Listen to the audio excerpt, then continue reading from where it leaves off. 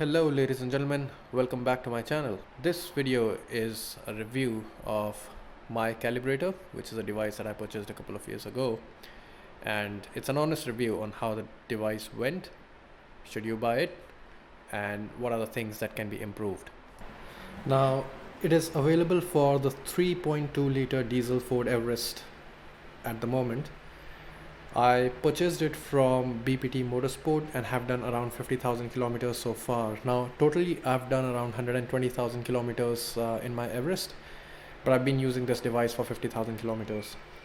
Now first things first, it is similar to remapping your engine and transmission, but instead of taking your car on a dyno, you just plug the device to OBD port in your car and install from a few available engine and transmission tunes that suit your driving style, such as towing, city, or normal highway driving. As you can see, this is the display of the unit that gets connected to the OBD port, and you don't have to keep it connected all the time. Like once the tunes are installed, you can definitely remove.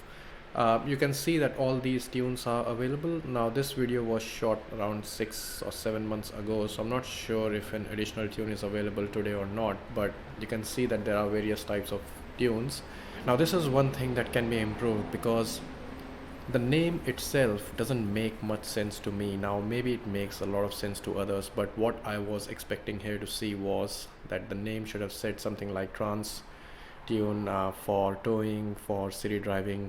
Now you can see that there's a Trans Max 285, 70 R17 for those size of tires, but there's a Trans Tune Max as well, which I'm not sure is it better than the 285 or is it not.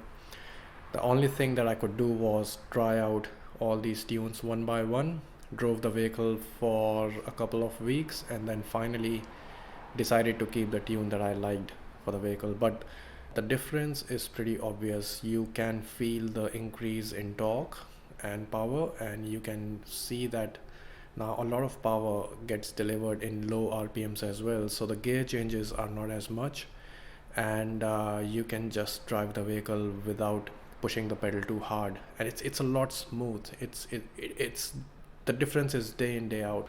And you can see a lot of other settings as well. For example, you can go into the tire and gear ratio, although it's not available for this vehicle, but you can view all these options that are available. You can view the gauges, which can stay there, so you can just keep the device connected and you can monitor the temps while you are driving, so you don't need a separate gauge, but you can definitely use the same device. There are various types of gauges that are available.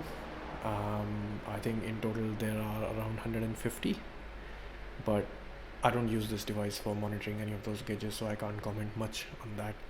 Another thing is that you can also save your original tune in case you're worried about the warranty. So if you like, you can always revert back to factory tune before taking your car to the dealer. And now we'll talk about installing the tunes. Now I can show you the procedure, but I'm not the right guy to share these procedures. The steps are shared when you purchase the device. If the steps are not clear, you can always call or message BPT Motorsport. The guys are really helpful. They get back to your responses or messages on Facebook as well, so you can definitely contact them directly. But I'll just give you an overview of how the steps look like and how long does it take to actually install an engine and a transmission tune. And the first step is to connect the device and turn the ignition key on. You go into the performance calibrations tune, and I'm really sorry regarding the video quality. I know you can't see the text, but yeah, there's something called as performance calibration that you can jump into, which will show you all the available engine and transmission tunes. And then in this instance, I will select Trans Max Plus because I've tried all the other ones, so this is the one that I'm going to try now. And when you select the tune, click on continue. So the first thing it'll do is that it'll start backing up your original factory tunes so that you can revert back if you want to, and it takes around 5 minutes to install the new tune as well. Do not unplug the device or do not try to perform any other type of service or activity on your vehicle while the tunes are being installed. So once the installation is complete, the device will ask you to pull the key out for 3 seconds. So you just turn the ignition off, pull it out, and then put it back in and go for a drive. So another thing that I did was that I deactivated my King's throttle controller because the tune was good enough for me. Some people still use the throttle controller to fine tune the throttle response, but in my case I don't think I had to use it. Alright, so now to the main part of the video, which is about the difference in driving after tune. The increase in torque is pretty obvious. My figures could be incorrect, but I think it produces around 188 kilowatt of power and 650 Newton meters of torque. I didn't get any graphs as the device was shipped to me and I didn't go for a dyno run, but there are many graphs available on the Ford Everest Club Australia official page where owners have uploaded power and torque curves from before and after the tune. Now, the way I drive, the gears now shift in low RPM as well, which works really well with me. There's not much downshift. Now, what I mean to say with this is that earlier, when the speed was reduced and it reached below 30 kilometers per hour, and if you accelerated, even if you do that gently, the gearbox had to downshift to second gear to compensate low end torque. Now after the tune, that doesn't happen anymore. So even if I'm on 26, 27 kilometers per hour, and when I push the pedal gently, the transmission doesn't downshift. The third gear at low RPM produces enough torque where it can just lift the vehicle from there, and it can increase the speed from there straight away. It also feels pretty quick and snappy when you are overtaking at 100, because previously you are at 100, you are in 6th gear, and the moment you pushed your pedal down, it used to downshift to 5th. But now if you time it right, it doesn't downshift to 5th. It has enough torque in the 6th gear itself where it just accelerates from 100 to 110 and you can simply overtake someone. Now, one of the things that I'm also happy about is the mileage, which is now 8.5 liters per 100 as compared to 9.5 liters originally. And while we were talking, I also found the link to the original video from BPD Motorsport. So I'll just add the link in the description below.